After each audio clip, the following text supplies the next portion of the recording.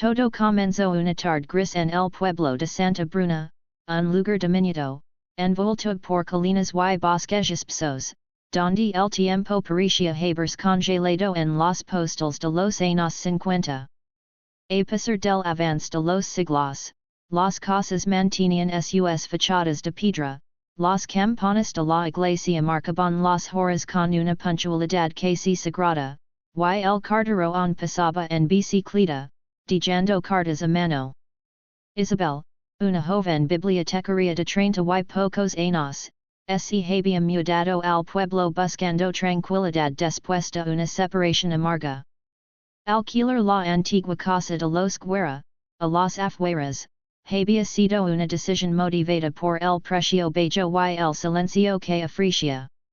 No le importaban los rumores, que la casa estaba maldita, que había habido una muerte trágica, que de noche se escuchaban pasos.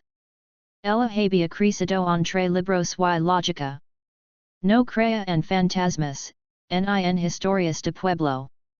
Sin embargo, la tranquilidad que buscaba comenzó a deslacharse una noche fría de octubre. Fue entonces cuando encontró la carta.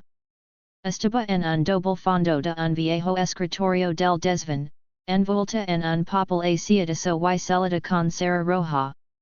No había remitente. Solo una dirección escrita con caligrafía firme, Calle del Sos, 19, Santa Bruna. Lo curioso es que esa calle había sido renombrada décadas atrás, y el número 19 ya no existía. Solo había un terreno baldío y un rosal crecido de forma extrañamente silvestre.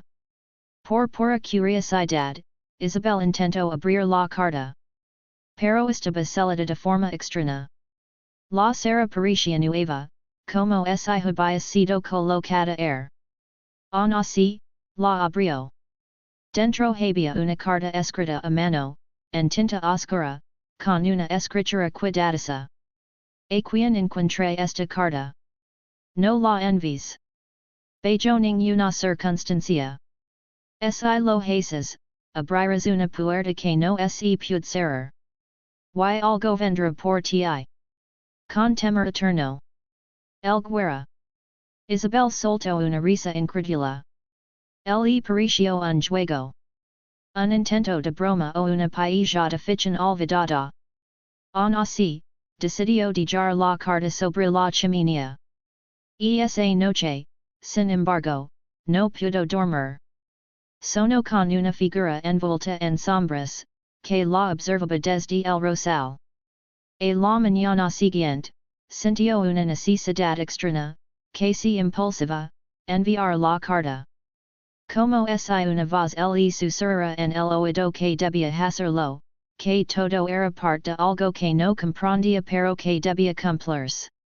Así que, ignorando su propio escepticismo, la colocó en un sobre nuevo y la dejó en el buzón del pueblo, dirigiéndola a la antigua dirección. Esa noche, el rosal comenzó a florecer. En pleno otoño. Isabel empezó a notar cosas. Sonidos que no tenían fuente. Risas apagadas desde el desván. El reloj de pared se detenía siempre a las 3:33 am. Las velas se apagaban solas. Las sombras parecían moverse cuando no las miraba. Decidió investigar sobre la familia Guerra. En los archivos de la biblioteca encontró recortes antiguos. Luis Guerra había sido el último de su familia. Murió en 1961, tras ser encontrado en el jardín, con el rostro deformado por el terror. La causa oficial, ataque cardíaco. Pero un artículo olvidado mencionaba una carta. Una que él habría intentado enviar, y que según sus notas personales, contenía el sello de la maldición familiar. La historia hablaba de una duda celada por un antepasado, un pacto con algo que vivía entre las raíces del rosal. Cada 100 años, la maldición se renovaba si alguien reactivaba el vínculo, enviando la carta. Isabel sintió un escalofrío. Revisó el calendario. 2021. Exactamente en años desde 1921, cuando el pacto fue hecho según los documentos. La noche siguiente, alguien golpeó la puerta. Al abrir, no había nadie. Pero en el suelo, una carta. Era la misma. Su misma letra. La misma tinta. Solo que ahora decía. Demasiado tarde. Ya te vio. Esa noche no durmió. Las sombras se volvieron densas, tangibles. Vio la figura del sueño parado junto al rosal, observándola desde la ventana. Intento huir del pueblo, pero cada vez que doblaba una esquina, volvía al mismo punto, la casa. Como si el pueblo mismo se había convertido en un laberinto. Durante los siguientes días, Isabel luchó contra la sensación de estar atrapada en un tiempo que no le pertenecía. Comenzó a escribir en un diario, a registrar los cambios. El rosal creció de forma agresiva, cubriendo parte de la casa. Las espinas tenían formas extrañas, como símbolos antiguos. Y en medio de ellas, a veces veía ojos negros. Fijos. Decidió quemar la carta. La llevó al bosque, junto con el diario. Pero el fuego no la tocaba. La carta no ardía. Al contrario, la tinta se hizo más oscura.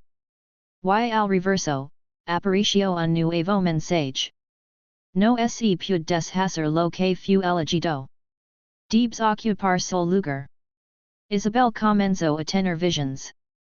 Niños riendo entre los pasillos.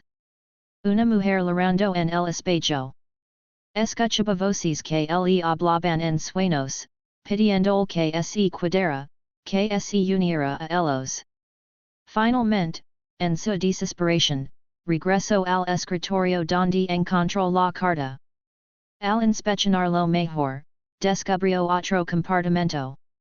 Dentro había un segundo sobre, con un mensaje dirigido a quien envió la carta. El texto era breve. No puedes romper el ciclo. Pero debes entregar algo a cambio. Una historia. Tu historia. Debes escribir todo. Cada detalle. Y dejarlo para el siguiente. Isabel escribió durante 3 noches. Relato todo lo vivido. Cada visión, cada sonido, cada pensamiento. Al terminar, la carta original desapareció. El rosal comenzó a marchitarse. Las sombras se replicaron.